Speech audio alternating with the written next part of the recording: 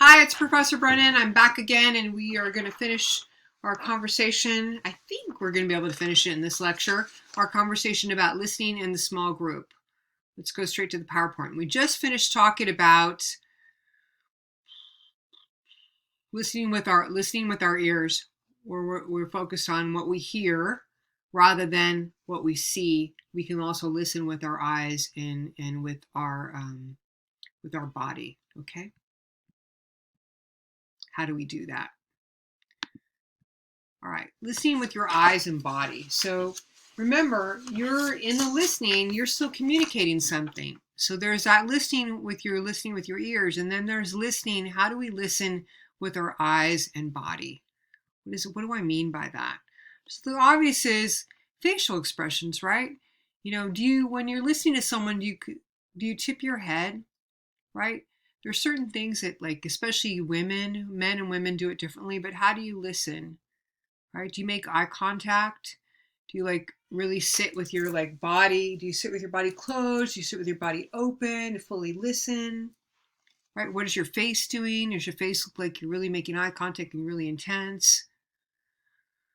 What kind of attitude? Your attitude is also in your body posture, and the way, like, kind of the expression on your face shows how well you're listening or not listening. Your gestures that you make, right?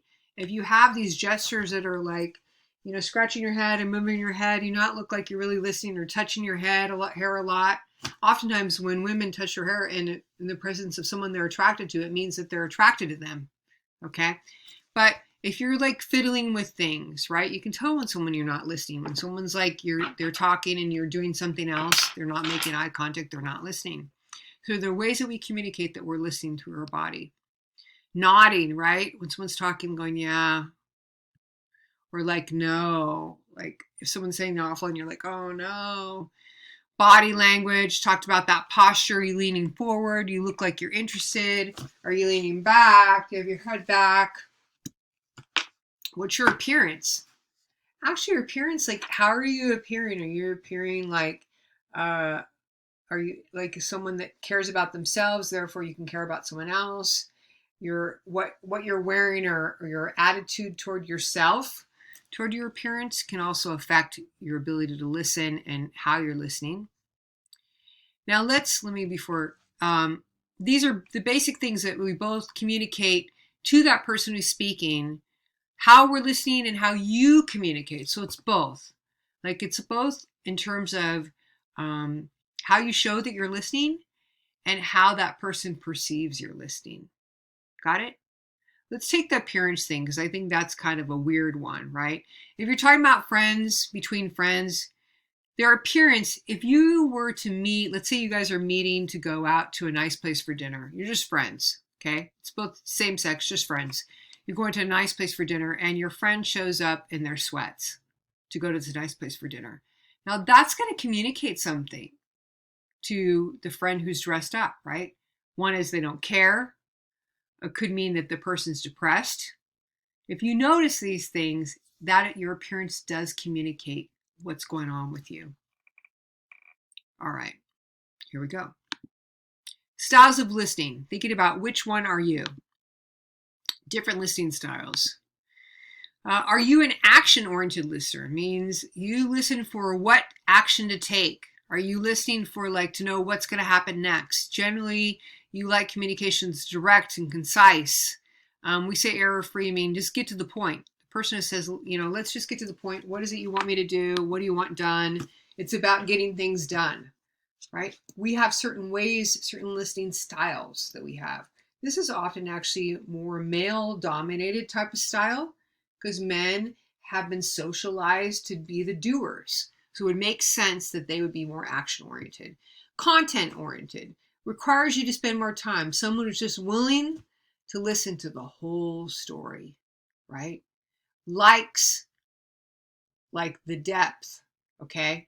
Over, doesn't want a brief synopsis, wants the whole thing. Pays attention to those details. Totally tunes in. Are you a content-oriented listener?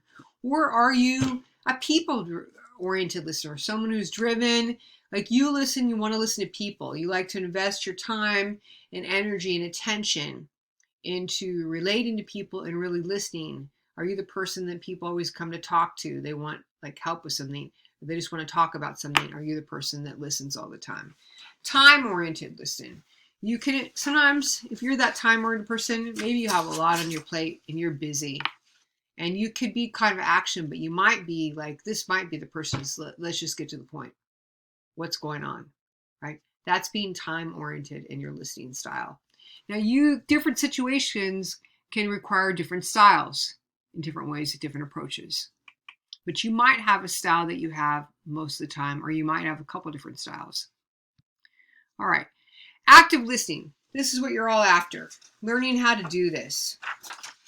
Active listening has 4 steps. This active listening that I'm going to talk about, I'm probably going to spend about 5 minutes talking about this, because this is something, not only is it in the book, it's in other textbooks, but it's also in therapy. They teach you in couples therapy about this. So the first thing you do is, when you're with someone says something. In this case, speaker makes a statement. So the person that you're with says something. Then what you do after they've said what they said, you're the listener, you paraphrase to them what you think they said to you. This is called active listening. Then that person, your partner, let's call it your partner either says, yes, that's what I said, or no, that's not what I said. If you didn't understand what they said, if your partner says, no, that's not what I said, then your partner says it again in a different way. This is what I said. I said this. And then the process starts all over again. So let's put this in some context. So let's say I'm talking to my best friend. And here's the context. In fact, this kind of just happened to me. My best friend is upset at me because I'm not keeping a promise that I made for a lot of good reasons, but has stopped talking to me. So this best friend then decides that we're finally talking, and she says, I'm really upset because you made a commitment and you made a promise to me that you were going to move to Tennessee. And I say, okay, what I'm hearing from you right now is that you're really upset, which sounds like means you're probably angry and sad that I didn't keep my promise to you to move to Tennessee. Is that right? And then she says, yes, that's what I'm saying. And then I get to say something. Then I say, okay, I'm really sorry that you're upset. I never meant to hurt your feelings. And here are the reasons why that I decided not to do that. Okay. That's active listening. What happens when you do that is it brings, like, if you have, especially when you have like an emotional topic that you're talking, it brings it down, brings the energy down, because it slows that whole boom, boom, boom, right? It's usually like in a conversation that's emotional, it's like hitting a tennis ball and hitting it back and forth quickly, right? Quickly, when it's emotional. When you do active listening, it brings that down. You got to put those bats down, right? You got to put the whatever this thing is called, tennis racket. Hello, you got to put the tennis racket down, and you got to come and talk to each other at the net. Okay, so my friend says, I'm really angry and sad that, or I don't like it that you're not moving to Tennessee. And I say, well, so what you're saying is you don't like it, and I think that means that you're upset, angry, and sad that I'm not moving to Tennessee. And then she says, that's not what I said. She said, I don't like it that you're not moving to Tennessee. And then I said, and I'll say, okay, so what you're saying is you don't like it that I'm not moving. She goes, yes. And then I can say, well, what is it that you mean? What does it mean that you don't like it? And then she says, well, you made a promise and you broke that promise. I say, well, what you're saying is, I made a promise to move to Tennessee, and now I'm not going to keep that promise because I can't move to Tennessee by myself and my partner doesn't want to move there. And that's not exactly. And she goes, no, that's not what I said. I said, you're right. That's not what you said. So you see how if you take the time to do this, that you can really start to understand each other and bring the energy down as you slow that communication down by doing that. Speaker talks, listener paraphrases. Speaker says, yes, that's what I said. No, that's not what I said. Speaker then says, no, that's what I said. This is what I said. And then the listener says, okay, what I heard you say is this. So that is basically active listening. Something that I encourage you all to do in all of your relationships when it is necessary to do that. We don't always have to do this, but it really tell you is like a major conflict resolver.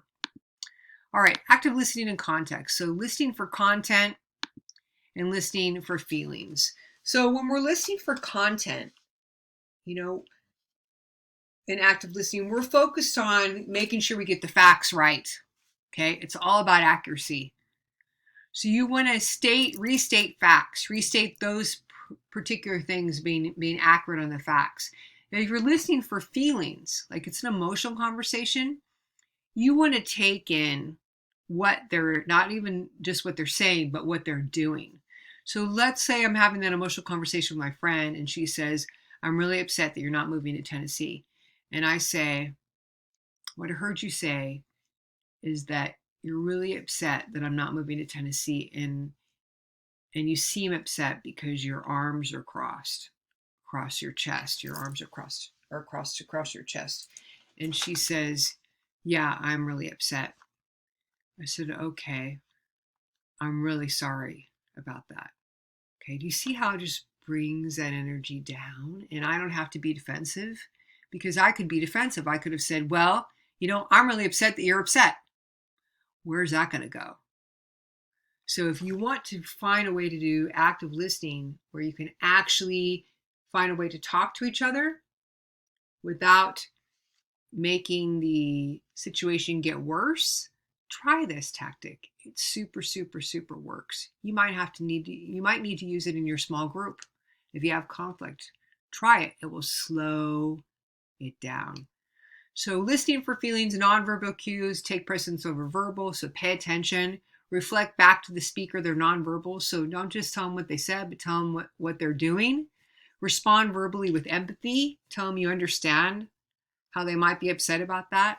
And then ask them feeling related questions. Well, how do you feel about this? Is there any way I can make you feel better?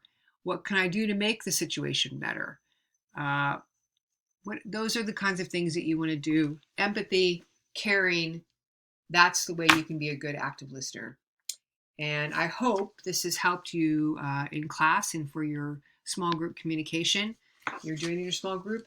And this is just a very fun, if you don't know who Abbott and Costello are, this is a comedic act from a long, long time ago. It is in black and white, but it's a lot of fun and it's pretty funny. So have fun watching this. I love to share this with my comm classes because it's just a hoot and a blast. And I wish you well and have a great rest of your day or evening or whenever you watch this. And I will see you soon. Bye-bye.